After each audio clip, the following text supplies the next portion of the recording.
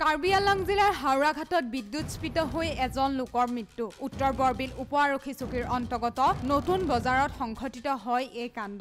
AS01JC 1837 নম্বৰৰ ট্ৰাকখনত চাউল load কৰি ত্ৰিপাল বান্ধি থকা সময়তেই বিদ্যুৎ তাৰত লাগি মৃত্যু হয় সঞ্জয় নাথ নামৰ গাড়ীৰ গৰাকী তথা চালকজনৰ। সঞ্জয় নাথৰ ঘৰ লংকাৰ ভালুক কুমাৰীত বুলি জানিব পৰা গৈছে। লক্ষেশ্বৰ দাস নামৰ ব্যক্তিৰ ধানকলৰ পৰা ট্ৰাকখনত চাউল লোড কৰি থাকোঁতে সংঘটিত হয় এই ঘটনা। ঘটনাস্থলীত আৰক্ষী উপস্থিত হৈ আৰম্ভ কৰিছে তদন্ত।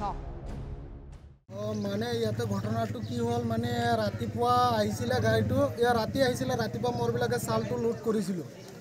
কৰাৰ পিছত সি মানে লাষ্ট টাইমত সি কৈ আছে যে প্লাষ্টিকটো বান্ধিব। মই কৈছোঁ ঠিক আছে আপুনি যদি বান্ধিব, ওপৰত উঠিছে সি। মই ওপৰত উঠি আছোঁ, ৰছীটো ঘূৰাই দিবি তহঁতে।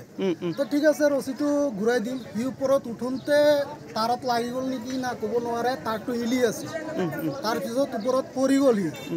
পৰাৰ পিছত এই মাইকী মানুহ একজন কৈ আছে যে মানুহটো পৰি গ'ল, শ্বৰ্ট খাই পৰি গ'ল। তো দূৰিখিনি মোৰবিলাকৰ ওপৰত উঠিছোঁ। উঠাৰ পিছত দেখি আছোঁ সি পৰি আছে। পিছত তলত নমাইছোঁ। নমাৰ পিছতে দেখি আছোঁ সি মানে কোনো হেৰি নাই, একো নাই। পিছত মাতিছোঁ মালিকক সিহঁতে আহিছে। অহাৰ পিছত এতিয়া এম্বুলেঞ্চো মাতিছে, আহিছে। এতিয়া আৰু ইয়াতে আছে, এতিয়া পৰি আছে। এতিয়া কি কৰিব, পুলিচ আহিব না কি আহিব, কি কৰিব। ক'ৰ পৰা আহিছিলে গাড়ীখন? গাড়ীখন আহিছে লংকা কাকিপুৰা। নামটো কি আছিলে? নামটোতো নাজানে ড্ৰাইভাৰটো।